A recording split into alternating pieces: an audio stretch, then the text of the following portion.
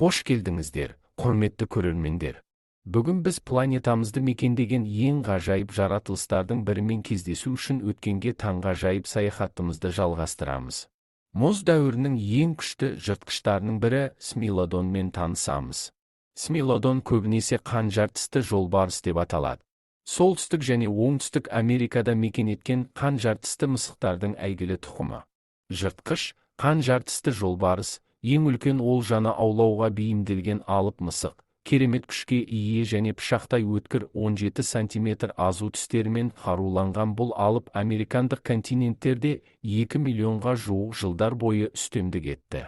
Иек күшімен аң аулауға бейімделген қанжартысы жолбарысты әлемдегі өте қауіпті хайуанға айналдырды.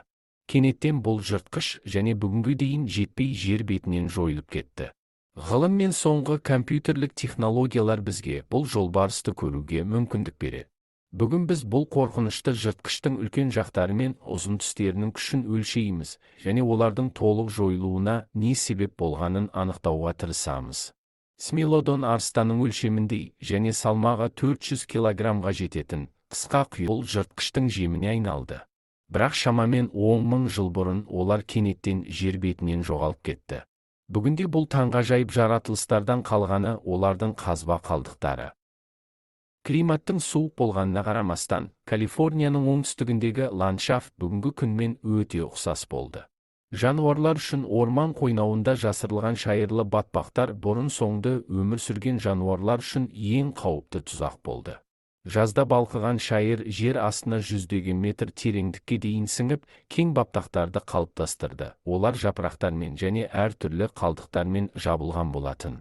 Маңайында жүрген кез келген жануар осындай батпаққа түсетін болса, ол қайта шыға алмай жабысып қалатын. Егер сол жердің құрбаны шөпқоректі болса, онда оңай олжаға қол жеткізген жолбарыс та көп ұзамай сол батпаққа кептеліп, ақырында аңшы да, оның олжасы да өлетін. Осындан бір ғасыр бұрын Ла-Бреада қазба жұмыстары басталғанда миллионнан астам сүйектер табылған. Олардың 1000-ға жуығы смилодонға тиесілі болды. Шайырлы батпақ өлім тұзағы ғана емес, сонымен қатар тамаша консервант болды. Одан алынған сүйектер жануардың өлгеніне бірнеше жыл болғандай болып сақталмады. Смилодон қазіргі арыстанның өлшеміндей болғанымен ол өте өзгеше болды. Алдыңғы аяқтары ұзын және қысқа күшті, артқы аяқтары, үлкен саусақтарында ұзын өткір тырнақтары болды. Мойын бұлшық еттері де қазіргі мысыққа қарағанда әлдеқайда мықтырақ болды. Бұл жыртқыштың өзінен үлкен жануарларды тістеп құлатуға күш берді. Аң аулау бойынша да смилодонның қазіргі мысықтардан айырмашылығы болды. Қысқа құйрық оның жүгіру кезінде тепе-теңдік сақтауына мүмкіндік бермеді. Сондықтан бұл жыртқыштар үлкен баяу қозғалатын аңдарды аулаған. Артқы қысқа аяқтары мен ұзын күшті, алдыңғы аяқтары жыртқыштың өз олжасын қозғалыссыз ұстап, содан кейін азу тістерімен өлімге әкелетіндей етіп тістеген. Плейстоцен кезінде солтүстік Америкада шөпқоректілердің саны жетерліктей болды.